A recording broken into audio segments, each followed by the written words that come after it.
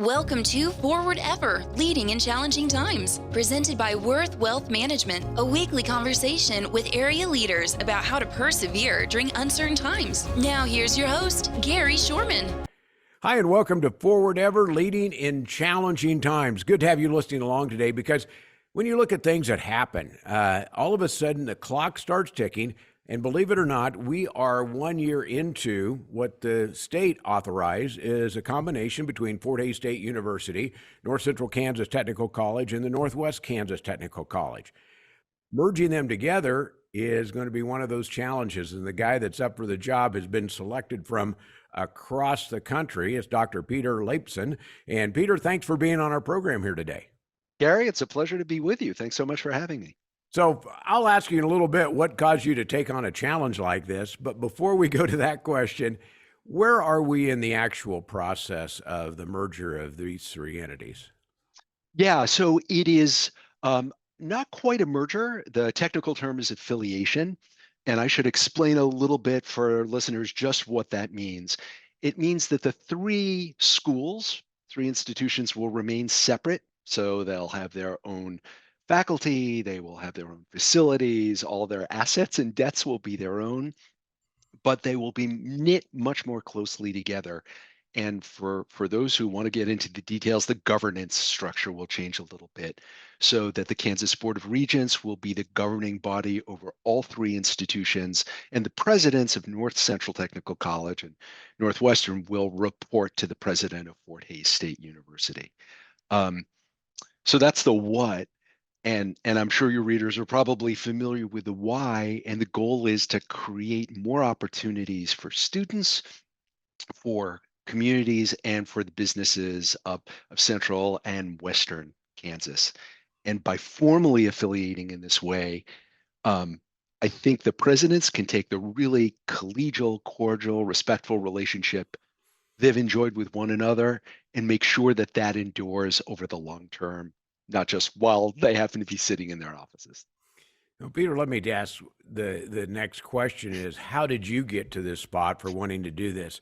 Fort Hays State President Tisa Mason had this quote, and I'm going to read the quote here. Peter has the right skills and experience necessary to shepherd this very complex and comprehensive affiliation plan into successful implementation. What's your background that allows you to be able to do this type of project?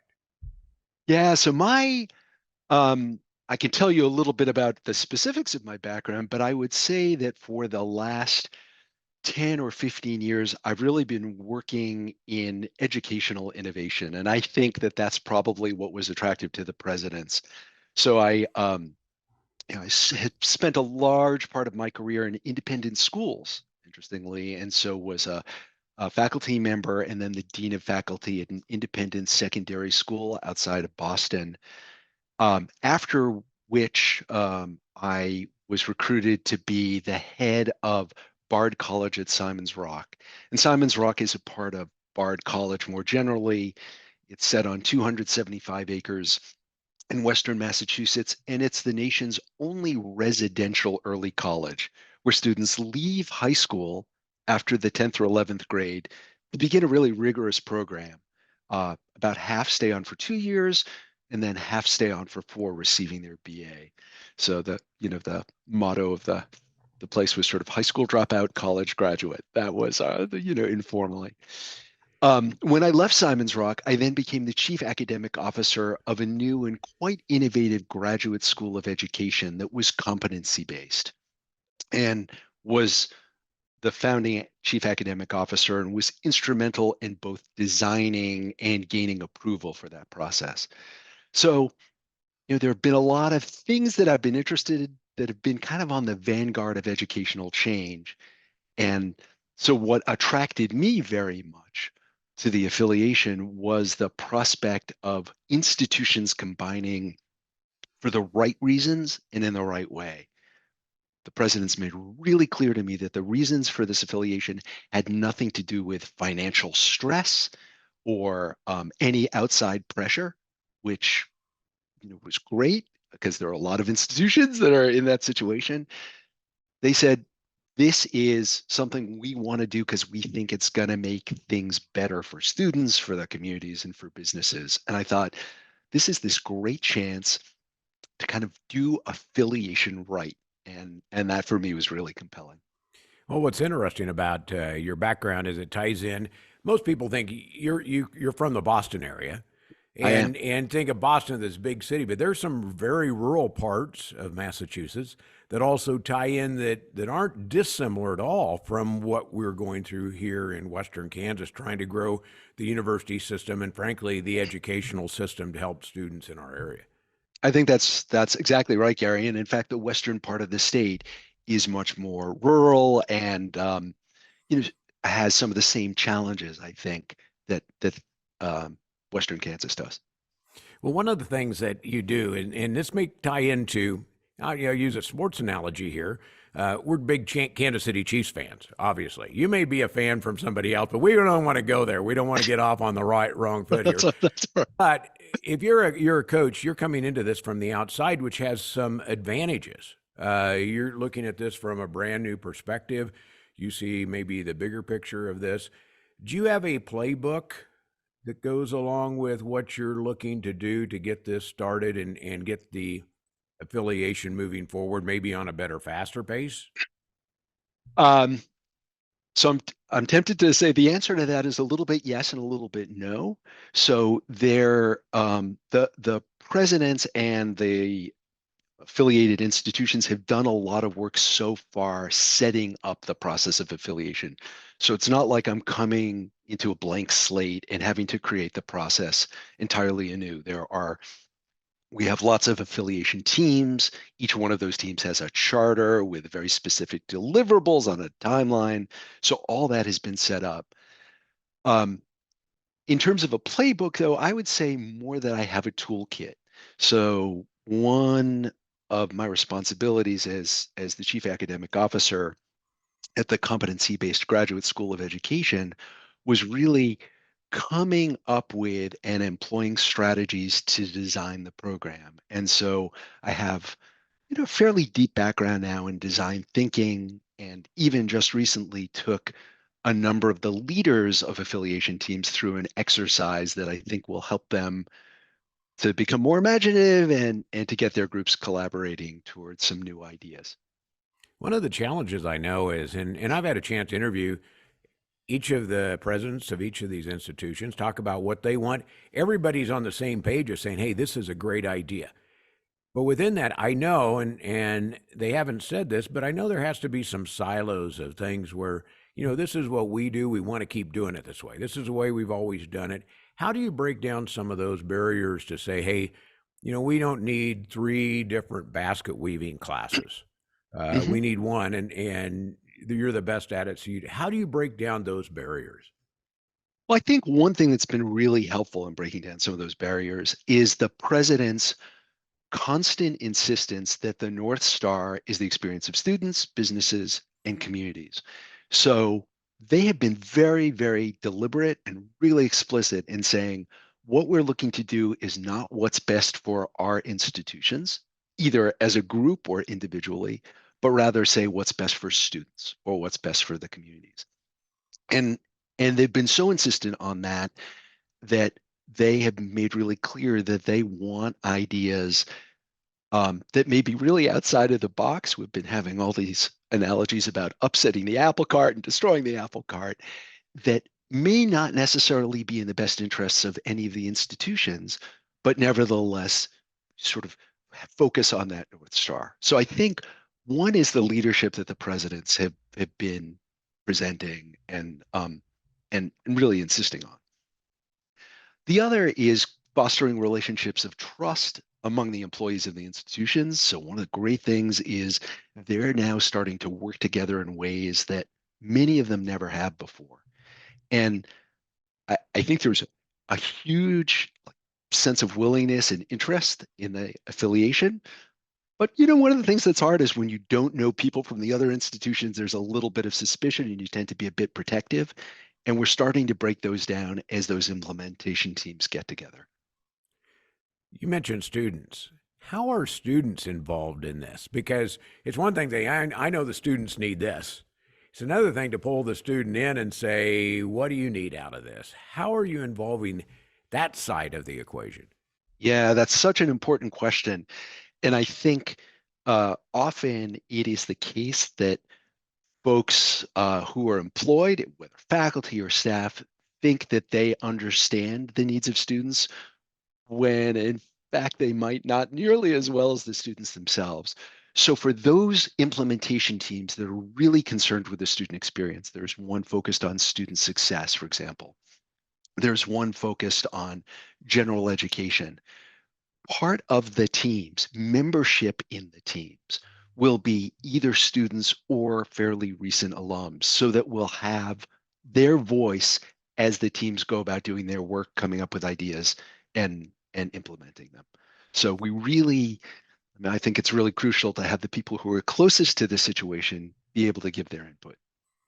Peter, we're going to take a quick break here. Our guest today is Peter Leipson. He's been in charge of the new affiliation process between Fort Hays State, North Central Kansas State, and the Northwest Kansas Technical College. Working to get that all done is going to take some time and effort. We're going to come back, Peter, and talk about kind of your time clock. What's the process and the given for that? Our program is brought to you by Worth Wealth Management. We'll be back with more after this. The most successful investors are those that can keep their emotions in check and take a longer-term view at what portfolios will be worth 3 to 5 years down the road. I'd say that's the most important in determining what investor outcomes are. Market corrections will continue in the future. We've seen many of them over the years, only to see equity prices rise higher, and that'll be the case in the future. Worth Wealth Management, enhancing lives and strengthening families. Welcome back to Forward Ever, leading in challenging times with our guest, Peter Leipson. Peter, we talked going into the break about how the timeline is going to play out for the affiliation between these three schools. What do you have on your side of that for taking a look at when do I want to get this done? Yeah. So there's not just one timeline, I think, but multiple timelines. So we already have 5 implementation teams that are active. We have another 2 that are coming online, and those are a combination of some that are sort of driven a little bit more on the staff side, though they have faculty representation, and some that are more programmatic. So for example, we have something on construction, we have something coming online about agriculture, we have something coming online about general education, and so forth. So those teams will be operating this year. Next year, we'll be adding more. There'll be about a total right now of something like 19 teams, all working at various aspects of bringing these 3 institutions together. Already, each team that is talking about what its activities are is providing a 6-month horizon. What's going to be different, say, about fall 2024 than now? And then they have plans which we're going through all of next year. And then they have plans for a 3 to 5 year window. And those are a little bit more speculative because, as you, I'm sure, know, higher education is changing so rapidly that it's hard to conjecture what's going to be the case in 5 years. So, I think you're going to start seeing some changes as soon as next fall.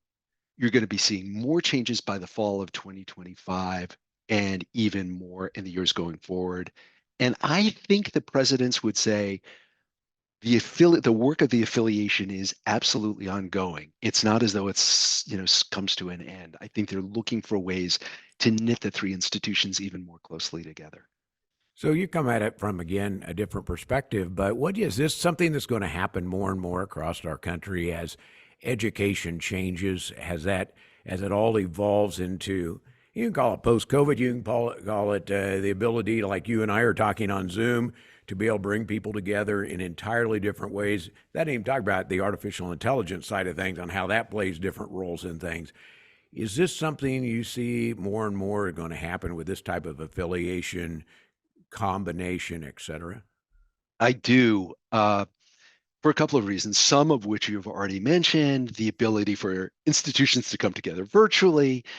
The other thing that's really happening is what some people in higher education call the demographic cliff. which is in 2025, the number of traditional age college going students is going to decline quite rapidly. And so there are a lot of institutions now that are either closing or merging. And one thing I think is fantastic about this affiliation is that these presidents and the faculty and staff are getting ahead of all of those trends and saying, how can we strengthen all of our institutions together, before we weaken in some way. But so I actually think that this affiliation has the potential to be a really good example for other places around the country. We're thinking about, hey, how can we work from a position of strength rather than a position of weakness? I see the fact that you're building something brand new. How do people keep up with that? People that are wanting to understand that, is that up to the presidents of each of the organizations to keep telling that story? Will you be back to tell that story? Are you a face for that, or are you a facilitator for that? Yeah, I think a little bit of both. I think the primary spokespeople are the presidents, mostly because they have the biggest fully pulpit and they speak to the widest array of audiences. But I appreciate the chance to come and talk to you and tell you, and through you, your listeners, something of the story. And we've already got plans to do a rollout publicly of the affiliation and some of the things that are coming through the affiliation toward the end of this academic year and the beginning of the next academic year. So I think there's a lot of attention being paid to how can we be sure that not just internally we know what's going on in the affiliation, but externally the community knows what's happening. So I wouldn't be doing my job if I didn't ask you this question. Can you give us a few of those ideas that you're working on? Yeah, sure. So they really range, and some of them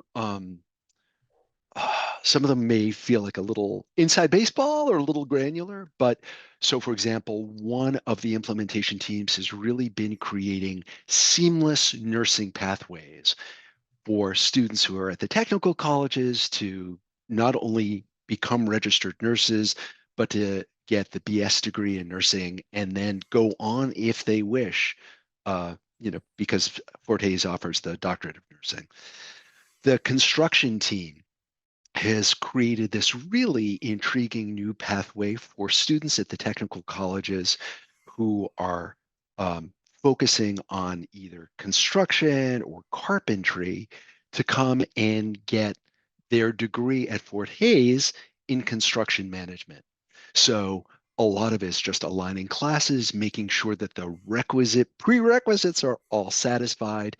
And so if you're a student at Northwestern, North Central, you can find a place where you complete part of your studies at one of those institutions and then go on to Fort Hays and get sort of a higher degree that qualifies you to do even more things. So those are the kinds of things that we're looking at. Some of the things that we're looking at are sort of a little bit pretty pedestrian, like we're going to be changing the name of the institutions. There's a whole lot of IT back office stuff that also needs to happen in order to make that possible. So some of the implementation teams are just grappling with the nitty gritty of making that done. Well, there's so many challenges. It's one thing to say, hey, let's affiliate and all work together, but then you get into those granular things that are going to take a lot of work. I appreciate the time you took out to do this, but I hope that over the next few months, 6 months down the road, you link back in again and we can get an update on what you're doing, because today you have this much. There's going to be a whole lot of changes over 6 months down the road as you dive into this and do that. So good luck with that. Hope to talk to you in a few months and see how you're doing. Anytime, Gary. Thanks very much for having me on. I appreciate the chance to talk with you. Now, do they have an official title for you? I have Yes. you as director of affiliation between the three entities. Yes, my official title, it's sort of, I laugh. My official title is Director of Strategic Affiliation. I love it. I'm sometimes informally known as the project manager. Peter, thanks for being with us today. Peter Leifson is our guest. He is the project manager and director of affiliation. Director of Strategic Affiliation. Director of Right. Strategic Affiliation. It's a big title, but an important title as we look at the affiliation between Fort Hays State, North Central Kansas Technical College, and Northwest Kansas Technical College. It's a big deal. It's a big deal for those of us in Northwest Kansas. Peter, thanks for being here, and thanks to you for listening to Forward Ever, Leading in Challenging Times, brought to you by Worth Wealth Management. I'm Gary Shorman. Thanks for joining us for Forward Ever, Leading in Challenging Times, presented by Worth Wealth Management. Join us right here next week for another episode with host Gary Shorman. Until then, remember to move forward ever, backward never.